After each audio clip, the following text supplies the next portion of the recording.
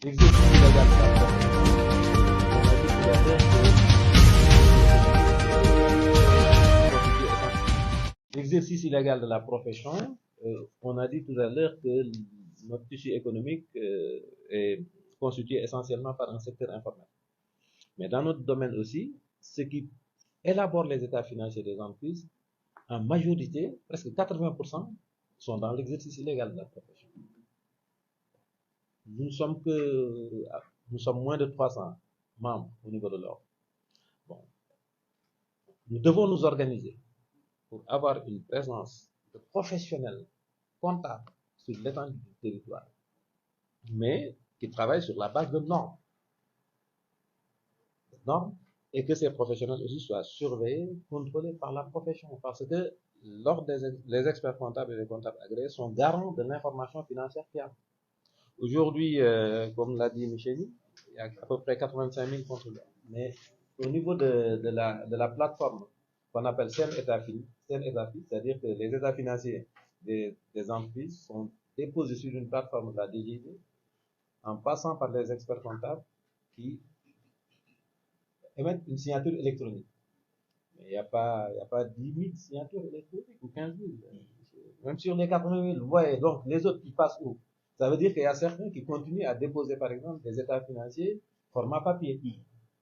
Mais ça, s'il n'y a pas une collaboration, une concertation avec la DGID, mais ça va continuer comme ça. On peut nous reprocher pour nous dire, bon, d'accord, au niveau du département de Mbacké, il n'y a pas de centre fiscal.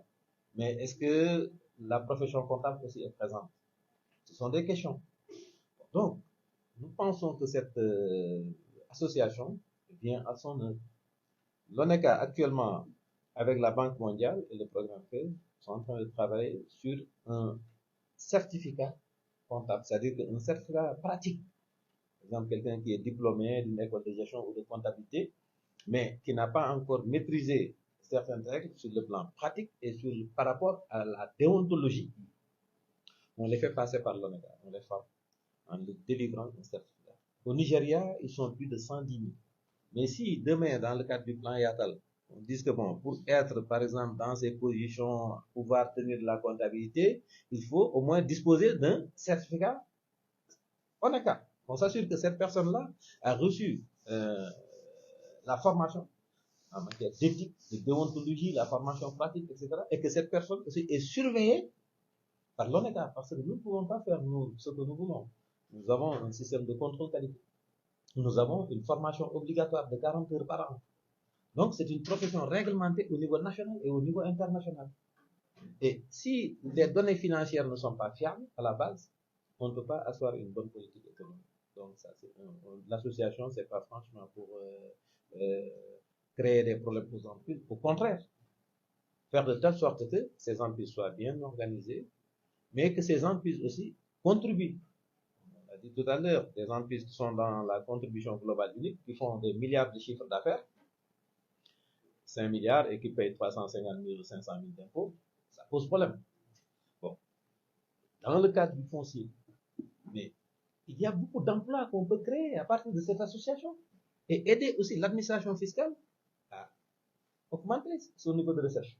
S'il y a des personnes qui sont bien formées, qui demain vont aider sur le terrain, bon, l'administration fiscale n'a pas autant de ressources humaines pour aller faire ce contrôle. Mais si au niveau de tous les départements du Sénégal, de toutes les régions, il y a des personnes qui sont bien formées, organisées, certifiées ONECA, dans le cadre du plan Yatal ou autre, je pense qu'on n'aura même pas peut-être besoin des recettes du pétrole ou du gaz pour faire développer notre pays. Bon. Maintenant, est-ce que nous sommes en conflit d'intérêts? Il n'y a pas de conflit d'intérêts. Nous avons besoin du fiscaliste, comme nous avons besoin du comptable, comme nous avons besoin du financier au sein de l'entreprise. Parce que dans une entreprise, vous allez voir, bon, moi j'ai évolué dans les grandes entreprises comme sénateur, mais vous allez trouver un département fiscal, un département juridique, un département comptable, etc., etc. Donc, nous ne sommes pas en conflit d'intérêts.